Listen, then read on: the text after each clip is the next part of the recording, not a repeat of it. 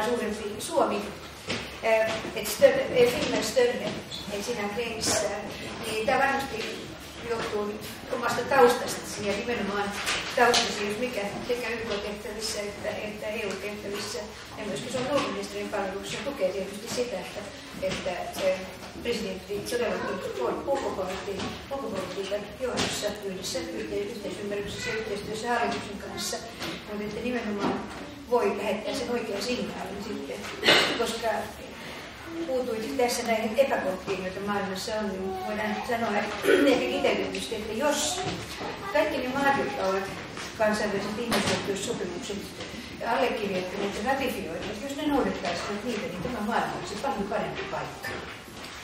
Tästä ehkä kokoaan suuremmasta Suomesta, niin mulla silloin ihan jo ennen kuin Helena lähti tähän kampanjaan ja monet muut tähän kansalaisvaltuuskuntaan, niin mä oon aina ajatellut, että meillä on loistavia kykyjä, jotka on kansainvälisesti toiminut. Oli sitten Helena Ranta, Elisabeth Rehn, Martti Ahtisaari, vieneet Suomea eteenpäin ja tehneet Suomen hyvin näkyväksi tuolla maailmalla. Ja kun katsoin 6 vuotta tein YK:lle töitä ja katsoin tavallaan maailmaa ja Pohjoismaata ja Suomea siitä perspektiivistä, niin aina multakin kysyttiin, että hei, että mitäs aloitteita teillä siellä Suomessa on? Mitä aloitteita voitaisiin yhdessä YK:n kanssa lähteä viemään eteenpäin? Mitä te esitätte?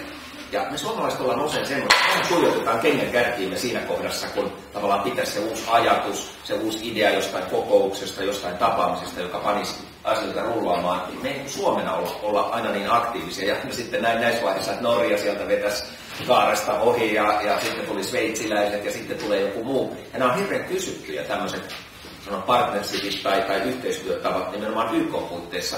Mistään ei oltu enemmän innostuneempia tuolla YK-järjestöissä ja päämajassa New Yorkissa, jos joku jäsenvaltio tekee joku aloitteen ja lähtee viemään sitä yhdessä YK:n kanssa eteenpäin. Joku Suomen tapainen Pohjoismaa on ihan tyypillinen sellainen maa, jonka kanssa mielellään tehtäisiin, oli se naisten tasa-arvo, ympäristöä, ihmisoikeuksia, globaalin talouden pelisääntöjä, tehtäisiin vähän työpajoja, koottaisiin ihmisiä yhteen ja saataisiin tällä tavalla hyviä aloitteita, hyviä asioita eteenpäin. Tämmöistä aktiivista YK-politiikkaa mä toivon, että Suomi alkaisi harjoittaa, ja varsinkin kun ja jos meistä tulee turvaneuvoston jäsen 2013-2014, niin me voitaisiin siinä näyttää tämä kykymme ja osaamisen. Koska sitä osaamista meillä on, mutta sitä osaamista ei syystä tai toisesta täyspainoisesti viedä ulkomaille. Mä olen omassa työssäni havainnut sen, että Suomi ja suomalaiset ovat nimenomaan sen takia haluttuja ja toivottuja partnereita ja tavallaan niin kuin konfliktin keskelle työtä tekeviä ihmisiä, koska meillä ei ole vielä tästä suurvalta haavetta, meillä ei ole mitään siirtomaavalta historiaa ja me toimimme nimenomaan tavallaan ihmisten tasolla. Ja se on ollut erittäin antoisa kokemus. Varmasti sä olet itse kokenut sen omassa työssä. Täällä on Roos. Ja mua vaivaa yksi asia. Mähän on poissulkinut määrätyt puolueet sen takia, että jäsenet pitää olla Pablo poikia. Miten tämä puolue kuri vihreissä on? Ja sitten toinen asia. Mä oon tutkinut vähän. Saako sinut? Sinut vai muuta. Mä katson, että sä oot ollut ympäristöministeri vuoteen 2000 asti. Ja mä oon erittäin museo. Eli tämä Vilniusin ruukki. Se on todettu kulttuurisesti, historiallisesti erittäin arvokkaaksi. Ja tää olisi ollut mahdollisuus 25 vuotta suojella, rakennussuojelu. Miksei tätä ole tehty? Ja sitten toinen asia, että tämähän sisälsi silloin, kun se myytiin Pohjan kunnalle valtion avustuksessa Ruukkiteollisuus Oy:lle. Siinä oli 111 rakennusta ja 25 hehtaaria maata. Ja nyt siinä on jäljellä muutama vuokra-asunto ja mekin yritetään tehdä ihmiseltä, kun ajattelee, että maailma on muutenkin niin epävarmaa. Niin miten nämä Raseborgin, miten tässä voi kun antaa minkäänlaista arvoa kellekään, ettei näitä ihmisiä ja lapsia ja yksi sanomatta jää, mistä puolueesta mä kysyn, että kuinka tällä tavalla voi näin paljon nostaa vuokria. Se on nyt yli 7 euroa neliö. Itse vastaan vedestä ja lämmityksestä. Se on aivan. Ja kunnossa on niin kuin on. Ja voin taata, että yksikään kansainvälisistä maista tai näistä kokki tai joku muu ei varmasti suostu asumaan niissä. Ja tämä kyläyhtiön hajottaminen, niin se panee melkein itkemään. Mitä sinä presidenttinä, miten sä voit vaikuttaa, että tästä ei tulisi tällainen skandaali? Kiitos ja kiitos näistä kysymyksistä. Miten oli tämä Pablon poika?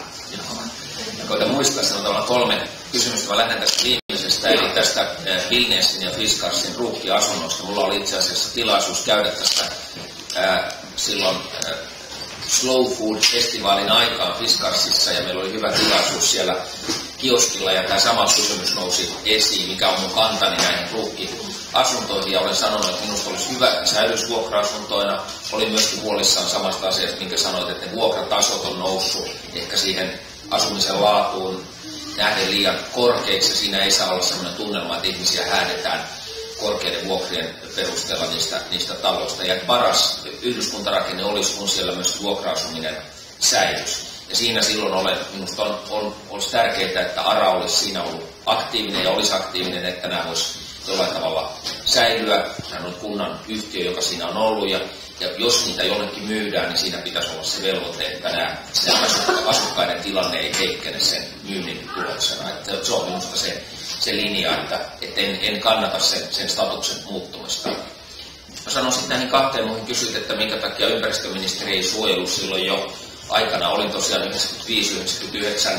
ympäristöministerinä, ja näitä suojelutoivomuksia ja kulttuurihistoriallista arvokkaiden teollisuuskohteiden ennen kaikkea tuli aika paljon ministeriöön. Meillä on semmoinen rakennussuojelulaki, että jos ministeriö, niin voidaan kaavassa kunta suojella ja näin poispäin, mutta jos ministeriö päättää tämmöisestä suojelusta, niin silloin rahat pitäisi olla siellä ministeriössä, ja se ei ole varmaan kellekään uutinen, että ministeriöllä ei ollut semmoista säkkiä rahaa, jossa näitä teollisuuskohteita olisi voinut suojella, jolle me aina pyrittiin silloin kuntien kanssa neuvottelemaan siitä, että kaavoituksessa saadaan tämä suojelu, mutta myöskin tämä uuden käyttötarkoituksen löytäminen. Ja näitä kohteita oli aika paljon, mutta että mun mielestä on nyt sinänsä hyvä, että olen ymmärtänyt, että uusyrittäjä Olli Muurainen sitä Vilniusin ruukkirakennusta ja rakennuksia kunnostaa ja pitää kunnossa, että tämä on varmaan, Muurainen on ollut kampanjassakin mukana, mutta olen sanonut, että en halua sitoutua muuten hänen tavoitteisiinsa, mutta tärkeää on se, että se